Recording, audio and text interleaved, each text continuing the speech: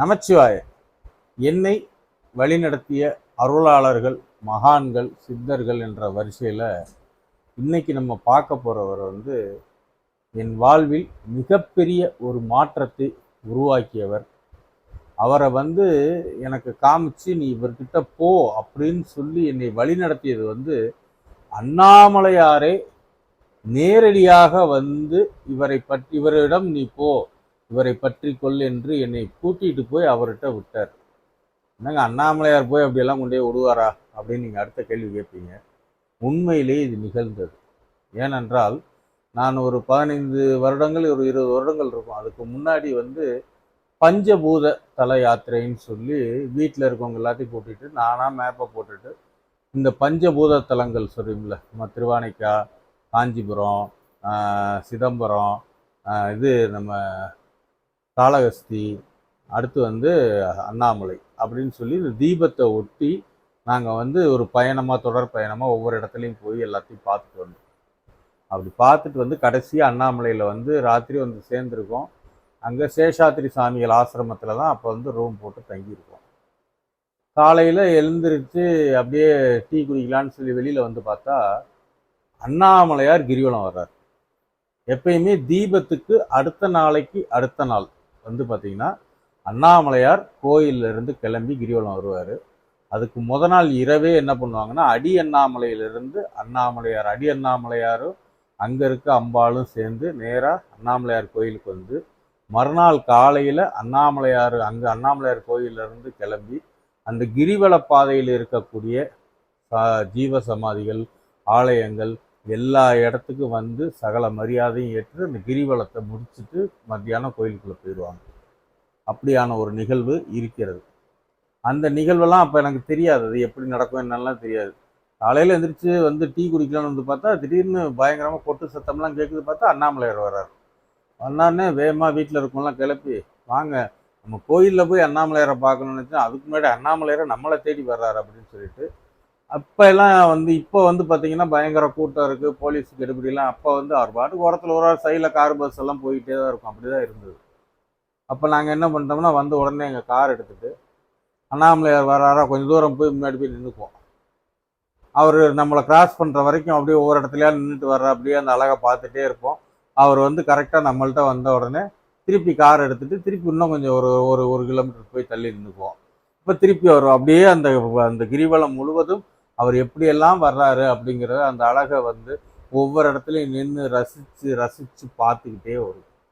அப்படி பார்த்துட்டு வரும்போது நம்ம கௌதம மகரிஷியுடைய ஒரு ஆசிரமம் அங்கே இருக்குது. அந்த ஆசிரமத்திட்ட நாங்கள் போய் நிற்கிறோம். நிற்கும் போது பார்த்தா கரெக்டாக சாமி வர்றாரு. இங்கே என்னுங்க குருநாதர் அப்படின்னு சொல்கிறேன். ஆனால் அவர் அவரை குருநாதர்னு சொல்லக்கூடாது, சாமி தான் குரு அப்படிங்கிறதுல மிக ஒரு தீட்சண்யமான ஒரு கருத்துடைய ஒரு அருளாளர் அவர். இதுவரைக்கும் நம்ம சமாதி பார்த்துருக்கோம். இப்போ நம்ம கணக்கம்பட்டி சாமியெல்லாம் போய் ஒரு வாட்டி பார்த்துட்டு வந்திருக்கோம். ஆனால் நம்ம அளவுக்கு இறங்கி நம்மளை தொட்டு தழுவி நம்மளுக்கு என்ன நிலையில் நம்ம இருக்கோமோ அந்த நிலைக்கு இறங்கி நம்மளுக்கு உபதேசம் பண்ணி நம்மளை நல்வழிப்படுத்துறதுக்குன்னு சில அருளாளர்களை இறைவன் படைத்திருக்கிறார். அப்படியான அருளாளர் தான் சிவபுரம் ஐயா அப்படின்னு சொல்லக்கூடிய. இந்த சிவபுரம் ஐயா பார்த்தீங்கன்னா அவர் இலங்கையிலேருந்து இங்கே வந்தவங்க தான். ஆனால் முழுவதுமாக சிவமே அப்படிங்கிறதுல ஒரு முழு உறுதிப்பாட்டோடு இருக்கக்கூடியவர். சிவமே சுவாசமாக, சிவமே வாழ்வாக, சிவமே அனைத்துமாக, எதிலையும் சிவம், எப்போதும் சிவம், சிவம் மட்டுமே அப்படிங்கிற ஒரு நெறியிலையும், அடுத்து திருவாசகத்தையே அவங்களுடைய வழிகாட்டு நூலாக, வழிகாட்டு வாழ்தலின் வழிபாட்டு முறையாக திருவாசகத்தையே எடுத்துக்கொண்டு திருவாசகத்தின்படியே அவர்களுடைய பூஜைகள் எல்லாமே திருவாசகத்தை முன்னிறுத்தியே இருக்கும். அப்படியான சிவபுரம் ஐயாவை பார்க்கக்கூடிய ஒரு வாய்ப்பு எனக்கு அண்ணாமலையாரை பார்த்து வந்துட்டு இருக்கும்போது, அண்ணாமலையார் முன்னாடி நிற்கிறோம். கரெக்டாக தீபாராதனை காமிக்குது. அண்ணாமலையார் இப்படி திரும்புகிறாரு, எடுக்கிறாங்க, அவரை பிடிச்சிக்க அப்படிங்கிறாரு. உடனே நேராக போய் அவர் காலில் விழுந்து ஐயா வணக்கம் அப்படின்னு வாங்க வாங்கன்னு சொல்லி உடனே என்ன யாருன்னே தெரியாது. அப்போ கட்டி பிடிச்சி அப்பதான் சொல்றாரு, எல்லாம் சிவமே, சிவத்தை வணங்கு, சிவத்தை மட்டுமே வணங்கு, மற்றது எல்லாம் படைப்புகள், இறைவன் மட்டும், சிவமே படைத்தவன் அப்படின்ற நிலையை சொல்லி வாழ்தலே வழிபாடு அப்படிங்கிற ஒரு கான்செப்டை சொல்லிக் கொடுக்குறார். அந்த ஐயாவை சந்திப்பது வரைக்கும் அந்த திருவாசகத்தை அது எப்படி அதை தொடரணும், எப்படி அந்த திருவாசகத்தை சுவைக்கணும் என்று, அதாவது படிக்கிறது இல்லை, சுவைப்பது. சுவைப்பதுன்னா அது வந்து நம்ம பழம் அதெல்லாம் சாப்பிட்டு சுவைச்சிருப்போம். ஆனால் திருவாசகத்தை சுவைக்க முடியுமா அப்படின்னா கண்டிப்பாக சுவைக்க முடியும்.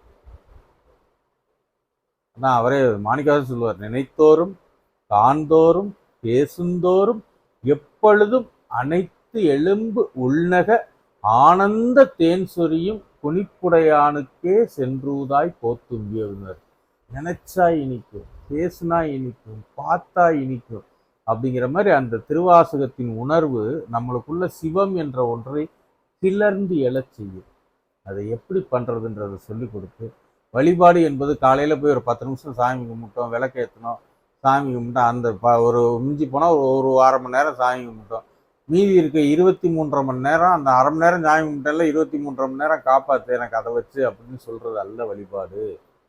நீ வந்து உன்னுடைய வாழ்வே வழிபாடு தான், வாழ்தலே வழிபாடு அப்படின்ற மாதிரி எந்த ஒரு விஷயத்தை செய்தாலும் ஒவ்வொரு விஷயத்திலையும் நமச்சிவாய நமச்சிவாய நமச்சிவாய என்று இறைவனை எண்ணிய எந்த விஷயத்தையும் செய். இடையறாது இறைவனை நினைத்து கொண்டே இருக்கும்போது இறைவன் அருள் உன்னுள் பரிபூர்ணமாக இறங்கும் என்பதை சொல்லி கொடுத்து, நான் வந்து இப்போ இவ்வளோ தூரம்லாம் உங்கள்கிட்ட பேசுகிறேன்னா பேசுறதுக்கே ரொம்ப தயங்குற ஆள். எனக்கு நட்பு வட்டாரத்தில் ரொம்ப குறைந்த நட்புகள், பேசுவதற்கு ரொம்ப சங்கடப்படுவேன், தெரியாத ஆள்கிட்ட பேசுறதுக்கெல்லாம் வரவே வராது. அப்படி இருந்த ஆளை ஒரு பிறந்தநாள் அன்னைக்கு அவரை சந்திக்கிறேன். முடிஞ்சால் அந்த யூடியூப்பில் கூட அந்த நிகழ்வோடைய வீடியோ நான் அன்னைக்கு வச்சுருக்கேன், அதை முடிஞ்சால் அதை பகிர்றேன்.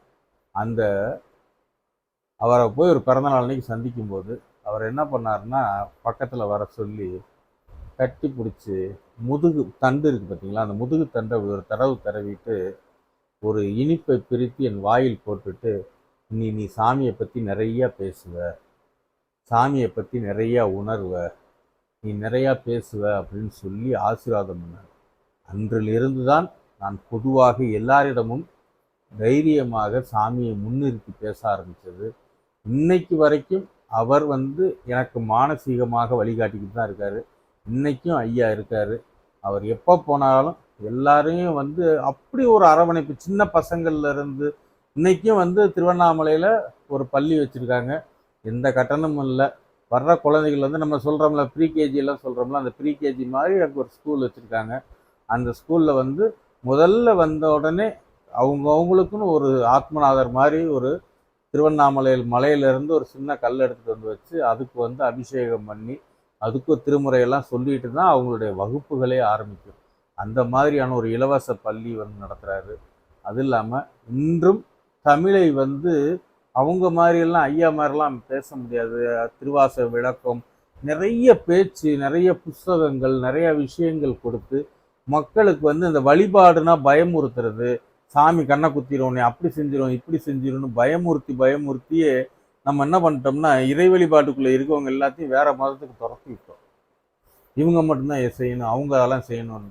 அது எல்லாத்தையும் உடைச்சிட்டு இறைவன் எளியவன், அனைவருக்கும் பொதுவானவன், அவன் பேதங்கள் பார்ப்பதில்லை, அவனை எதிலும் நினை, எப்போதும் நினை, அவனை இடையறாது நினைத்து கொண்டே இரு, அதைவிட ஒரு சிறந்த வழிபாடு எதுவுமே கிடையாது.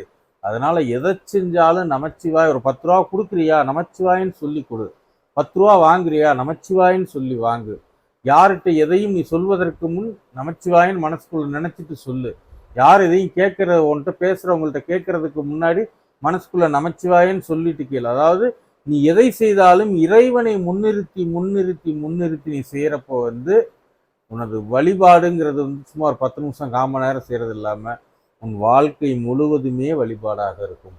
உட்கார்ந்தா நமச்சிவாய, எந்திரிச்சா நமச்சிவாய, எழுதுனா நமச்சிவாய, பேசுனா நமச்சிவாய. அப்படிங்கும்போது பாருங்க, இந்த நமச்சிவாய நமச்சிவாய நமச்சிவாயன்ற அந்த மந்திரத்தை உள்ளே ஓட ஓட எனக்கு தெரிந்து அது ஒரு 4 லட்சம் தடவை தாண்டிடுச்சுன்னா நம்ம உடம்புக்குள்ள மிகப்பெரிய ஒரு அற்புதங்களை அது வெடிக்க செய்கிறது. அது வந்து இந்த வாழ்வில் வந்து பூரணமாக நான் அனுபவித்த ஒரு விஷயம். அதற்கு காரணமாக வித்திட்டு அதை எப்படி இல்லை முதல்ல அவர் சொல்லும் போது, என்னடா நம்ம எத்தனை சாமி கும்பிட்டுட்டு இருக்கோம், இதில் வந்து வெறும் சிவனை மட்டும்தான் கும்பிடணும், சிவனே தான் இறைவன் தான், மற்றெல்லாம் சாமி இல்லையா அப்படின்னா, எல்லாம் இறைவன் தான், எல்லாம் இறைவனின் தன்மை. இப்போ உதாரணத்துக்கு இந்த கை பெருசு, வலது கை தான் பெருசுன்றோம். வலது கையை மட்டும் வச்சு வாழ முடியுமா? இடது கையும் வேணும், கால் வேணும், கை வேணும். இதில் வந்து இது மட்டும்தான் பெருசு, அது மட்டும்தான் பெருசுன்னா, இது எல்லாம் சேர்ந்த உடலையோடு இதெல்லாம் ஒட்டி இருந்தால்தான் அது பெருசு. கை மட்டுமே தனியாக இருந்தால் கையினால் பிரயோஜனம் கிடையாது, கால் மட்டுமே தனியாக இருந்தால் கால்னால் பிரயோஜனம் கிடையாது.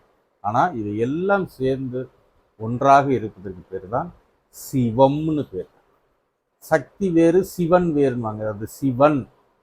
சிவம் அப்படின்னா பெருமாள், முருகன், விநாயகர் எல்லாத்தையும் உள்ளடக்கிய ஒரு பேராற்றல் சிவம்.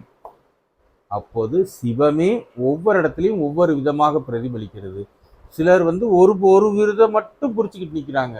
அதை மொத்தமாக நம்ம பிடிக்கணும், அதை அனைத்தையும் நம்ம உள்வாங்கணும் என்றால் சிவம் என்ற நிலைக்கு நம்ம வரணும். அது இல்லாமல் வழிபாடு என்பது பாவனையாக இருக்கல்லாமல் உன் வாழ்வில் ஒரு சுவாசம் மாதிரி, உன் மூச்சு வாங்கினா தான் நீ உயிரோட இருப்ப.